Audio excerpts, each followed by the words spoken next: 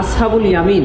এই দৃশ্য এ জাতি এ পৃথিবী দেখেছে যে সাভারে ব্যাংক কলোনির সামনে একটি এপিসি থেকে একজন আহত গুলিবিদ্ধ ছাত্রের লাশ পুলিশ টেনে হিচড়ে এপিসি থেকে নামিয়ে নিচে ফেলছে, আবার সেখান থেকে টেনে নিয়ে রাস্তার অন্য পাশে নিয়ে যাচ্ছে। তারপরে সেখান থেকে তাকে হাসপাতালে নেওয়া হয়েছে, হাসপাতাল তাকে চিকিৎসা দেয়নি, সেখান থেকে তাকে থানায় নেওয়া হয়েছে এবং তার উপরে অত্যাচার করে তাকে হত্যা করা হয়েছে।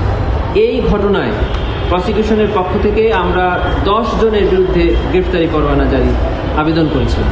মাননীয় ট্রাইব্যুনাল আমাদের আবেদন মঞ্জুর করে উক্ত 10 জনের বিরুদ্ধে গ্রেফতারি পরোয়ানা জারি করেছে। এই 10 জনের মধ্যে আইন শৃঙ্খলা বাহিনীর সদস্যরাও আছেন এবং স্থানীয় কিছু আওয়ামী লীগ নেতৃবৃন্দও আছে। টানা 7মবারের মতো বেস্ট টিস্যু পেপার ব্র্যান্ড হিসেবে স্বীকৃতি পেয়েছে বসুন্ধরা টিস্যু। এটি আমরা তাদের গ্রেফতারের স্বার্থে আপনাদের সামনে তাদের নাম প্রকাশ করছি। এই মামলায় পরবর্তী তারিখ হাজির করেন। এই মামলায় পরবর্তী তারিখ 18/5/2025 তদন্ত প্রতিবেদন জমা দেওয়ার জন্য নির্ধারণ করা হয়েছে। এটি হলো আশুলিয়ার ঘটনা।